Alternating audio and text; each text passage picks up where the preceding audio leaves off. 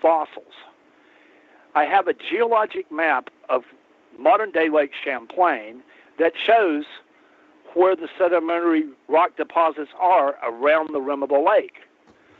So we've got a finite group of places that we can look for underwater caves that might still be underwater. That's part of what me and Will were working towards before his untimely death. The plan was to go around the rim of the lake, probably not on one expedition, but on several over a course of a few years, and try to look with the 3D side scan sonar for possible indications of indentations that might be underwater caves. Right. Then try to figure out, either send a diver down or an underwater camera to try to investigate, if in the event that we had found a cave, to see what was in it. Now, last summer, one of the things I was able to do is I was able to swim over to this one cave, or actually two caves over on a place called Cave Island, and actually go in them and look. Unfortunately, the camera that I had with me was not an underwater camera, so I was unable to take the camera over to the lake with me, over to the cave with me. So I had to we couldn't get the boat in close enough, so I had to actually get out of the boat and swim over there and swim back to get in them. But this summer, I've got a new underwater camera, so I'm going to be able to go back and take pictures inside the cave, which I was unable to do last summer. Nice. So I'm still pursuing this looking for bones in underwater caves idea. Right. Yeah. So we have. Well, we have 3 minutes till our next break. I'm wondering, there's two things I'd like to get into yet. One is your trip recently to New Mexico. Lawrence is curious about, and we're curious about. Do you think you can cover that in 3 minutes, or do you want to wait till we come back? Let me just wait till I come back, because that's rather complicated. Yeah. Okay. So then. But. Okay. Is there? So got what's any more questions from the chat room? We do. Do we? Yeah, right here. Okay. And so we have a question for you from the chat room. Oh, perfect. In modern times today, how far up the St. Lawrence Seaway do we see marine life? Perfect. Not far. There's a study that was done on Greenland sharks around the mouth of the St. Lawrence River, and they don't go very far. There's a point, maybe 60 miles, 40 miles, that it starts to become fresh water. And the Greenland sharks don't go in past that point. So that also is a good indication that Nessie and Champ are not Greenland sharks, unless they've managed to adapt and been trapped in the lake for a long time. I like Greenland sharks. I find them interesting too, but they don't look like plesiosaurs. No, of course not. Yeah. I've always kind of had the idea in my head that we may have, if a Greenland shark could make it all the way through and end up in either Lake Michigan or Lake Superior. So Lake Superior is huge, and the only type of shark that really does that is the bull shark, and they're extremely dangerous. They attack people on a regular basis. Yeah, and they come right up the... Well, yeah, look at the one that went after, I think it was in New Jersey. Yeah, the series of attacks that inspired Jaws, yeah. Yeah, they actually call that one the Matawan Man-Eater. Yep. There was one swam all the way to Alton, Illinois, way up the Mississippi River. That's a documented fact. Yeah, it's true. They have them almost up to Wisconsin, for crying out loud. As far as a bull shark, every so often you'll hear a report, and there was a video or a picture that somebody claimed was a freshwater shark in one of the Great Lakes a couple of years ago, and I think what that really was a paddlefish, because they have a somewhat shark-like dorsal fin, and they live in the Great Lakes. They call it spoonbill. You know what I'm talking about? Not offhand, but I'm sure some listening will. Yeah. Google it. It's paddlefish or okay, spoonbill. I will. Yeah, they're really weird-looking fish. Yeah. All right, everybody, and with that, it is time for our next commercial break. You are listening to Paraversal Universe, and we will be right back with our guest for the next segment. You are listening to WBHM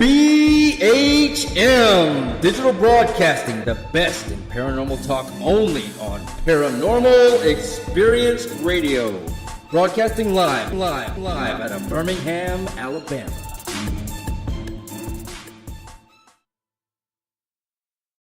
Son of a... Hey, son. Mother... Son, what are you doing? Hey, Mom. I'm getting ready to listen to Periscope Uncensored. By expanding your vocabulary. Well, it is uncensored. Son, the uncensored part of Periscope Uncensored is Jax and I getting down to brass tacks with all aspects of the paranormal. There's no fluff on our show. So, no off-color commentary? I didn't say that. Awesome! Son? I just hit my head. Oh boy, I'll go get you an ice pack. Catch Periscope Uncensored Thursday nights at 9 p.m. Eastern, only on WBHM Digital Broadcasting. You are listening to WBHM Digital Broadcasting. The best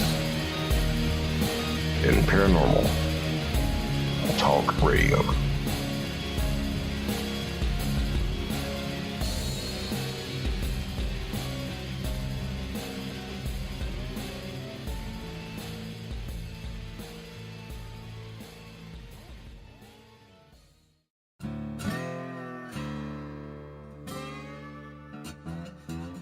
Oh, come on. I'm Southern, but... Nope. That'll do. Hello. I am Kat Hobson, host of Paranormal Experience here on WBHM Digital Broadcasting out of Birmingham, Alabama. I enjoy having guests from all areas of the paranormal, from ghosts to ufology to cryptids and beyond. You'll find some of the best researchers in their fields bringing you some great information. Join me on Wednesday nights from 8 to 10 p. Eastern here on WBHM Digital Broadcasting. Thank you for listening to WBHM Digital Broadcasting out of Birmingham, Alabama. The time is 23 minutes after the hour. Hello, everyone. Welcome back from our commercial break. This is Paraversal Universe, produced by WBHM Digital Broadcasting. Also heard on WCET-FM, the Rift Radio Network, and Amelia Pisano Productions on Blog Talk. We're your hosts, Kevin and Jennifer Malik. Let's take a quick minute to mention our AM/FM affiliates on terrestrial radio, including WCET 101.7 FM, Columbia, South Carolina, Columbia Talk, and High Point Radio 100.5 FM and 1620 AM out of New Jersey, which broadcasts in New York, New Jersey, Pennsylvania, and West Virginia. Hello to all of you. Thank you so much for tuning in. We are glad you are with us. This segment is brought to you by the Parasociology like page on Facebook. Parasociology is the study of how paranormal manifestations and experiences can affect a family, group, or collective. Parasociology also examines how spirituality is practiced in different cultures. So go check that out and leave a like for future content. All right, back to the show. This is Paraversal Universe. We are talking to Cryptozoologist Scott Mardis from Zombie Plesiosaur Society. Scott, are you with us? Yes. All righty. So, in this segment, we want to ask you about, you had recently taken a trip, and we had a question in chat, and we were curious as well. Can you tell us about that? Yeah, I just got back yesterday. All right, to make a long story short, back in February of last year, I was approached by a production company out of London who were producing a show called Strange Evidence. And the premise of the show is that they show oddball video clips of strange-looking events, and they bring on various experts to analyze them and explain what these video clips are. So they wanted to do a segment on Champ, and they contacted me, and I said, okay, fine, you know. So over the course of the month, they asked me, well, can we record like 3 or 4 different segments about different videos all in one big long session? And I said, sure, that's fine. So anyway, February or March of last year, they made arrangements for me to go to St. Petersburg, Florida, which is just north of where I live at, to record these various segments. And that went fine, you know, as far as the videotaping part of the program. Then eventually the segments aired, and I was very unhappy with the way that I had been edited, and the video footage had been manipulated to make it seem like I was endorsing things that I didn't endorse, and my opinions about what these various videos represented was left on the cutting room floor, and I was very unhappy about this. You know, what I felt were a lot of important things that I said during the interview were just left on the cutting room floor. They just kind of cherry-picked the portions that they wanted to use and left the things that I thought was important out. So I was very unhappy about this, and I posted about it on Facebook. My friend, Ben Radford, who I'm sure you've probably heard of, who works for the Center for Inquiry, saw this, and he says, you need to talk to Brian Dunning. And this Brian Dunning guy has an outfit called Skeptoid Media, and what they are doing, they're producing a documentary called Science Friction.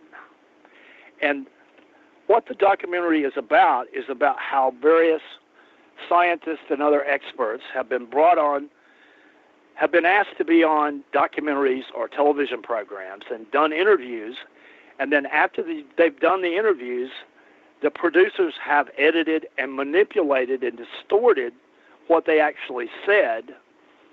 It happens a lot. To put their own spin on it. Yeah, it happens a lot. So they've been interviewing all kinds of people, you know, volcanologists, climate change experts, just all sorts of, you know, people that have been victims of this sort of practice. So the last few days ago, they actually flew me into Albuquerque, New Mexico to film me talking about my experience with Strange Evidence. We filmed this at Ben's house in a place called Rio Rancho, which is basically suburban Albuquerque. And they filmed an interview with Ben, and they filmed an interview with me. And Wednesday after the interview, I got to hang out with Ben. We had dinner and had a good time.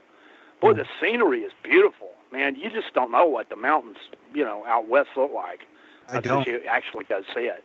I've never been west of Mississippi. First time I've really been, you know, out in the real west. Up until this, the furthest west I'd ever been was St. Louis, Missouri. So this is the first time I've actually been out west. And that's cool. The weird thing is, you know, here I am. It's 85 degrees here now. You know, winter is gone here in South Florida. So one day I'm sitting at 85 degrees. Then by the end of the night, it's 18 degrees in Albuquerque when I get off the plane. And it's like 40 degrees during the day. And yesterday morning when I left, it was 29 degrees. And I'm standing outside the airport smoking a cigarette, freezing my butt off. Mm-hmm. And then a few hours later, I'm sweating, I'm at 85 degrees again, you know, so. Yeah, But, yes, right? I mean,